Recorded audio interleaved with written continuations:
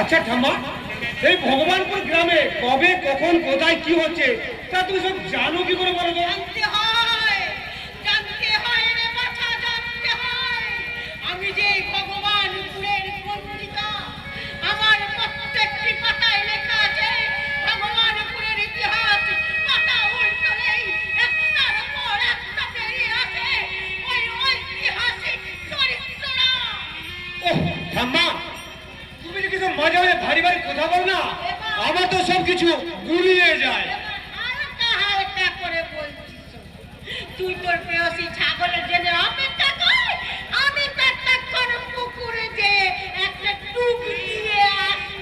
ডুব দেবে পরে ঠাম্মা, ডুব দেবে পরে। আগে শোনো, তোমাদের জন্য একটা দারুণ সুন্দর খুশির খবর এনেছি। খুশির খবর? আর তোকে দেবনামি করতে হবে না। বল বল, তুই কি খুশির খবর শোনাচ্ছিস? সে আসছে, সে আসছে। যে তোমার ছোটবেলায় পানের বাটাটাকে লুকিয়ে রাখতো, পানের বাটা? যে তোমার ছোটবেলায় টিফিন বাক্স থেকে টিফিন চুরি করে খেয়ে নিত। টিফিন? যে ভোরবেলায় ছুটতে যেত আম বাগানে আম কুড়ানোর জন্য। সজল? যে ঠাম্মার কোলে মাথা রেখে রাজা রানীর গল্প শুনতে তো ঘুমিয়ে পড়তো। বলকে হ্যাঁ, আরে বন্ধু, লন্ডন থেকে কম্পিউটার ইঞ্জিনিয়ার পাস করে আমার আদরের ছোট বোন ফুলকি আসছে। ফুলকি আসছে?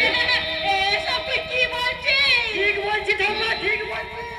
আজই ফোন করেছিল লন্ডন থেকে কাল ফ্লাইট করে আসবে বোম্বে, আর বোম্বে থেকে কলকাতা, আর কলকাতা থেকে সোজা এই ভগবানপুরে। আমার কি যে আনন্দ হচ্ছে ঠাম্মা, আমি তোমাকে বলে বোঝাতে পারবো না। হবেই তোরে বাঁচা, হবেই তো। তোর বাবা মা মারা যাবার সময় বলেছিল সবাই তো ছেলে মানুষ করে, তুই তোর বোনকে মানুষ করবি। তোর সেই ছোট্ট বোন আজ মানুষের মতো মানুষ হয়ে দেশে ফিরছে, এ কি কম আনন্দের কথা রে বাছা। আমি পেরেছি, আমার মরা বউকে দেওয়া কথা রাখতে আমি পেরেছি। আমার আনন্দ কম হচ্ছে না, কতদিন পর আবার সে কাছের বন্ধু গায়ে আসছে। তোমরা যাও,